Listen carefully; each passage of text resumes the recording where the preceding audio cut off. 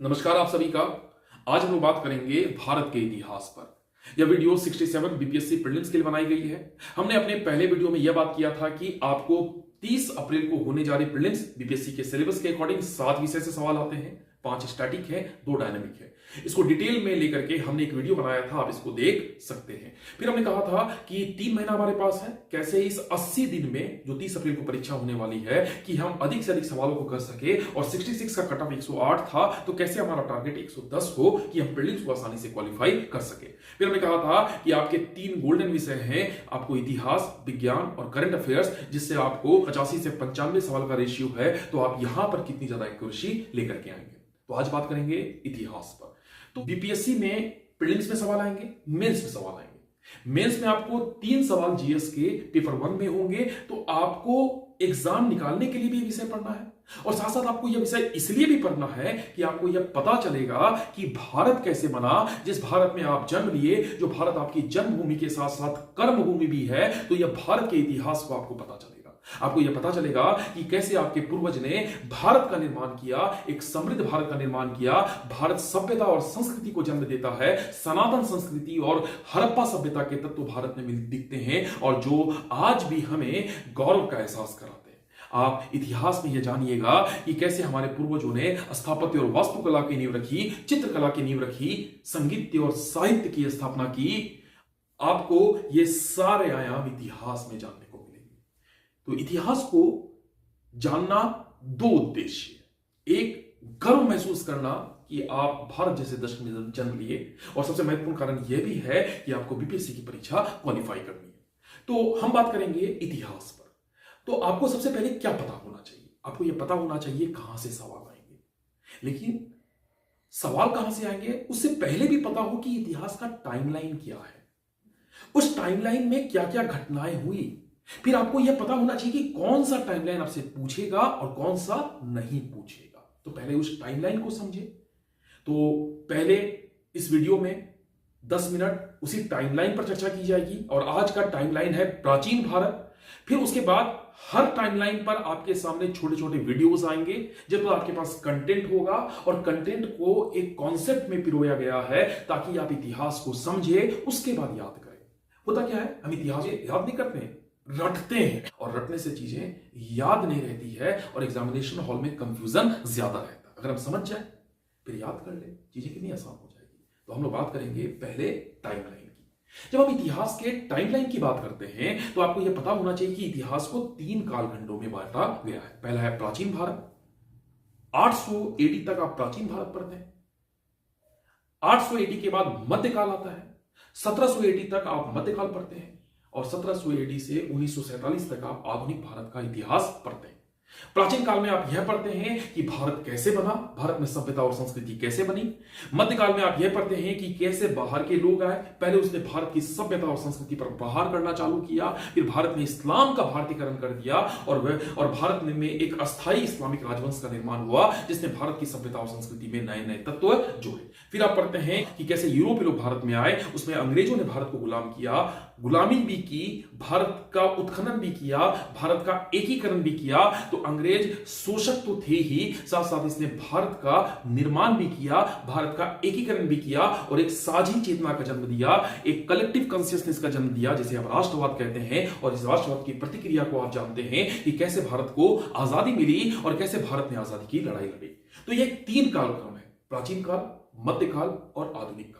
हम लोग आज यहां बात करेंगे सिर्फ और सिर्फ प्राचीन काल की। तो पहले प्राचीन काल के टाइमलाइन को हम जाने, फिर हम यह जानेंगे कि प्राचीन काल में प्रीलिम्स में कहां से सवाल आएंगे और मेंस में सवाल कहां। चलिए बात करते हैं प्राचीन इतिहास के टाइमलाइन की। तो इस प्राचीन इतिहास के टाइमलाइन में सबसे पहले आपको यह जानना चाहिए कि मनुष्य का विकास कैसे हुआ, इवोल्यूशन ऑफ ह्यूमन, कैसे मनुष्य एप से, वानर से आपको आधुनिक मानव बन गया।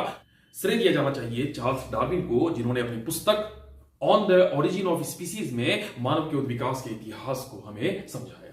तो हम मानव के इतिहास को पढ़ेंगे। उसके बाद डेनमार्क के एक विद्वान हैं सीजे थॉमसन। सीजे थॉमसन ने मानव इतिहास को त्रिकाल कहा। उन्होंने इतिहास को 3 भागों में बांटा। त्रिकाल का अर्थ है पाषाण काल, कांस्य काल और लौह काल, stone age, bronze age and iron as.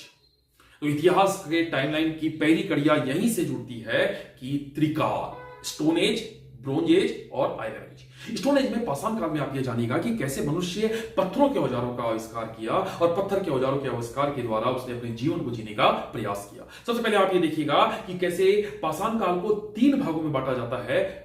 पूरा पाषाण काल, पैलियोलिथिक एज, मध्य पाषाण काल, मेसोलिथिक एज और नव पाषाण काल, नियोलिथिक एज। तो इस 3 कालखंड को आपको समझना है कि कैसे मनुष्य ने पहले बड़े पत्थरों का आविष्कार किया, फिर छोटे पत्थरों का आविष्कार करता है, कैसे मनुष्य अनस्टेबल लाइफ से, अस्थिर जीवन से स्थिर जीवन में जीना चालू करता है। पहले मनुष्य घुमंतु और खानाबदोश हुआ करता था, फूड गैदरर्स हुआ करता था, हंटर्स हुआ करता था। बाद में मनुष्य ने अस्थायी जीवन की नींव रखी और नदियों के किनारे सभ्यता और संस्कृति का विकास हुआ। तो आपको पाषाण काल में आपको ये सारी चीजें जाननी है। इसी कालक्रम में आप भारत के विभिन्न स्थलों के नाम पढ़िएगा, बेलन घाटी के नाम पढ़िएगा, बिहार के चिरांद को पढ़िएगा, मेहरगढ़ पढ़िएगा, भीमबेटका पढ़िएगा, गुफकराल और बुर्ज कश्मीर में पढ़िएगा। तो ये स्थल आपको गौरवान्वित करेंगे कि वो स्थल भारत में हैं पाषाण काल के, जहां पर आप जा सकते हैं, अध्ययन कर सकते हैं। प्रीलिम्स से सवाल यहां से आने की एक संभावना रहती है।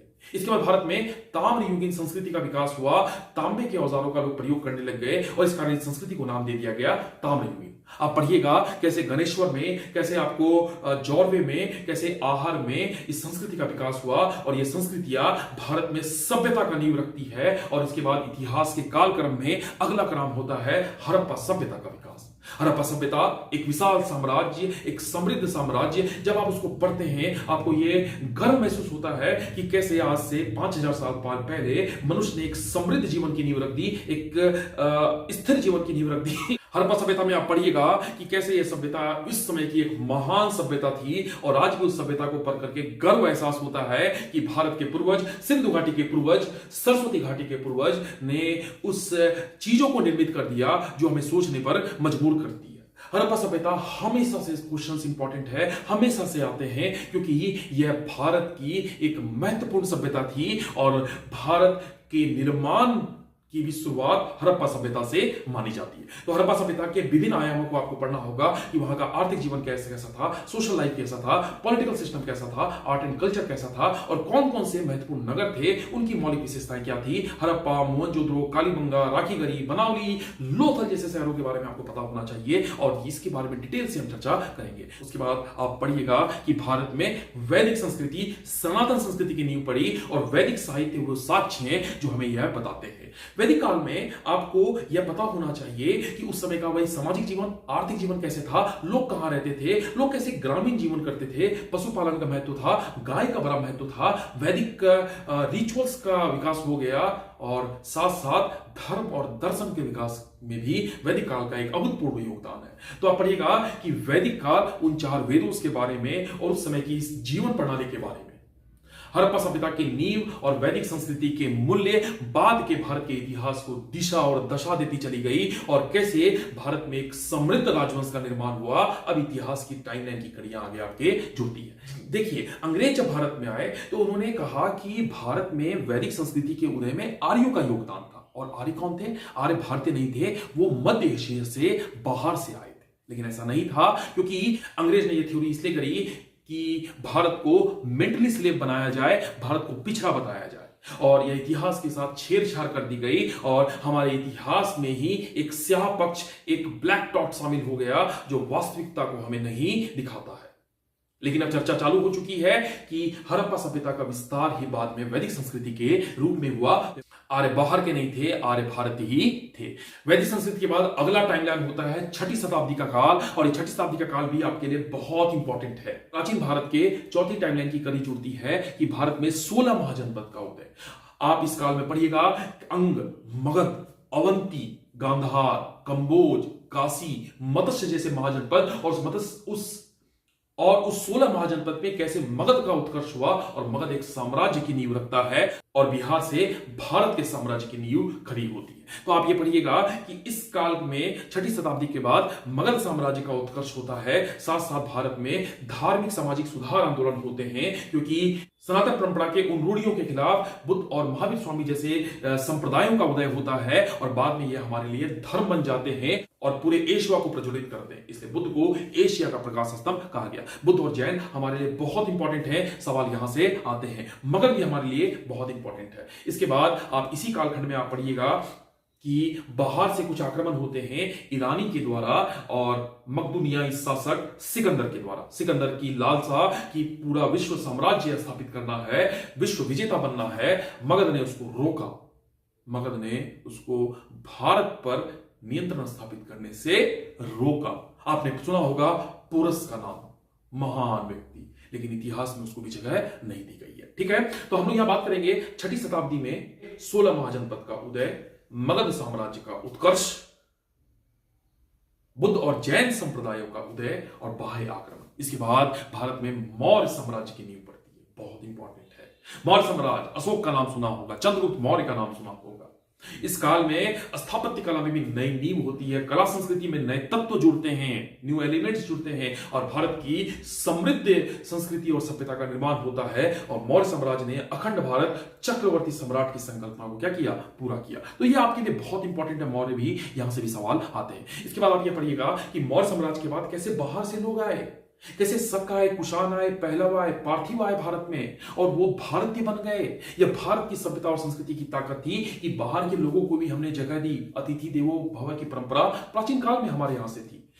वे भारतीय भी बने और भारतीय धर्मों का प्रचार प्रसार भी किया, अपना भी लिए। जैसे कनिष्क ने बौद्ध धर्म के महायान शाखा को प्रोत्साहन दिया। रुद्ररामन संस्कृत में अभिलेख लिख रहा है, शक गरुड़ ध्वज स्थापित कर रहे हैं। तो यह भारत की ताकत थी कि बाहर के लोगों का भी हमने भारतीयकरण कर दिया और वह भारतीय संस्कृति के अंदर समाहित हो गए और इससे भारत में विविधता का भी जन्म हुआ। और यही काल था मौर्योत्तर काल। कोई केंद्रीकृत शासन प्रणाली नहीं थी, साथ साथ भारत में भी देसी राजवंश भी थे। जैसे सातवाहन आप पढ़िएगा, खारवेल आप पढ़िएगा, लेटर मौर्य काल। मौर्योत्तर काल इतिहास का 6th टाइमलाइन है प्राचीन भारत का। तो फर्स्ट टाइम हमने क्या पढ़ा था, पाषाण काल, स्टोन एज। दूसरा हमने क्या देखा, हड़प्पन सिविलाइजेशन, कांस्य युगीन सभ्यता। तीसरा टाइमलाइन हमने क्या देखा था, वैदिक संस्कृति। चौथा हमने क्या देखा, महाजनपद काल, 6th AD का काल। वहां पर 2 धर्मों का भी उदय हुआ, मगध साम्राज्य का उदय हुआ और बाहर से ईरानी और यूनानियों के द्वारा आक्रमण भी किए गए।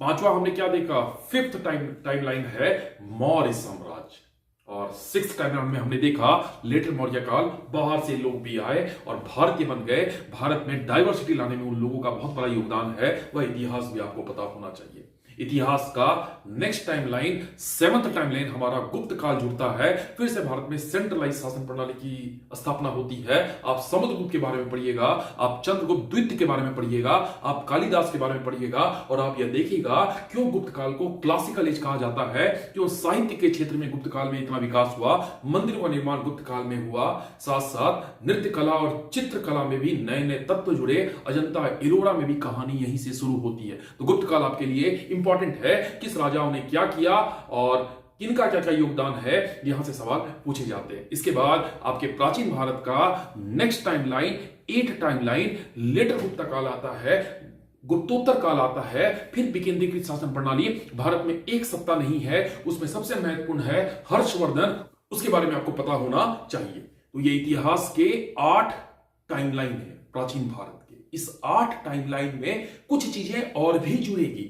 एक है दक्षिण भारत का इतिहास, साउथ इंडिया का हिस्ट्री। हमने चर्चा कहां की, साउथ इंडिया का हिस्ट्री में आप पढ़िएगा, स्टोन एज वहां पर भी है लेकिन वहां पर मेगालिथिक महापाषाण काल है। उसके बाद वहां संस्कृति की नींव पड़ती है और वो आप पढ़िएगा कि संगम काल, संगम काल में कैसे चोल चेर पांड्य के बारे में आप पढ़िएगा और वह काल आपके प्रीलिम्स के लिए भी इंपॉर्टेंट है। उसके बाद आप पढ़िएगा कि दक्षिण भारत में राष्ट्रकूट और चालुक्य, इन्होंने दक्षिण भारत में महान महान साम्राज्य का निर्माण किया, विरासत में नए तत्वों को जोड़ा, भारतीय हेरिटेज को रिच किया, पहाड़ों को चीर करके वैसे विरासत का निर्माण किया जिसको देख करके आज भी हमें गर्व का एहसास होता है। यह है प्राचीन भारत का टाइमलाइन। साथ साथ इसमें आपको प्राचीन भारत में जो हमें पुरातात्विक साक्ष्य मिले हैं, हिस्टोरिकल एविडेंस मिले हैं, उसके बारे में हमको थोड़ा पढ़ना होगा। एविडेंस के बारे में जैसे केव्स मिले हैं, जैसे अभिलेख मिले हैं, जैसे हमको कई सारी खुदाई से सामग्री मिली है, जैसे मूर्तियां मिली है, वास्तुकला मिला है, इसके बारे में भी सवाल पूछा जाता है। प्राचीन भारत का एक और आयाम है कला और संस्कृति, आर्ट एंड कल्चर। प्रीलिम्स में यहां से सवाल आपको कम पूछे जाएंगे लेकिन मेंस में सवाल आएंगे। आपको मौर्य कला पूछेगा, आपको पाल कला पूछेगा, स्पष्ट किया हुआ है और हर साल सवाल आते हैं। बुद्ध कला से आपको सवाल पूछे जाएंगे। तो कला और संस्कृति के अलग आयाम को हम जोड़ देंगे। तो यह इतिहास का टाइमलाइन है। अब आपको यह सोचना है कि कहां से सवाल आते हैं प्रीलिम्स में। इस टाइमलाइन में सबसे इंपॉर्टेंट आपके लिए है मगध साम्राज्य, बुद्ध और जैन का टाइमलाइन, मौर्य काल, गुप्त काल, धर्म और दर्शन के साथ साथ थोड़ा आर्ट एंड आर्किटेक्चर। इतने डायमेंशंस को आप करेंगे तब प्राचीन भारत में 5 से 7 सवाल जो आते हैं आप 100% कर सकते हैं। यह है क्रमबद्धता, यह आपको पहले पता होनी चाहिए। और अब जो हम आपको बताएंगे कि हर टाइमलाइन पे आपको क्या जानना है, उसके छोटे छोटे वीडियोस आएंगे। हमारा सोर्स यही है कि हमने एनसीईआरटी की किताब को सोर्स बनाया है, गोल का हमने यूज किया है, साथ साथ हमने प्रीवियस 30 सालों के क्वेश्चन पेपर स्टेट पीसीएस और यूपीएससी के देखे हैं। उस हिसाब से आपके सामने इंफॉर्मेशन देने का प्रयास किया गया है ताकि वह इंपॉर्टेंट फैक्ट भी आपके हाथ से न छूटे और साथ साथ आपके पास नॉलेज भी हो, ताकि आप प्रीलिम्स और मेंस की परीक्षा में अधिक से अधिक सवालों को क्या कर सके, सॉल्व कर सके। ठीक है, तो मिलते हैं पाषाण काल, देखते हैं क्या क्या हमको जानना है। अगले वीडियो पर हम चर्चा करेंगे पाषाण काल पर। आप लोग जरूर कमेंट बॉक्स में अपनी राय को रखिए कि आप और क्या चाहते हैं। प्लस आपको इतिहास का मॉड्यूल, पॉलिटी का मॉड्यूल और साइंस का मॉड्यूल फरवरी में कंप्लीट हो जाएगा, इसकी गारंटी मैं देता हूं। मिलते हैं अगली क्लास में। थैंक यू आप सभी का, थैंक यू।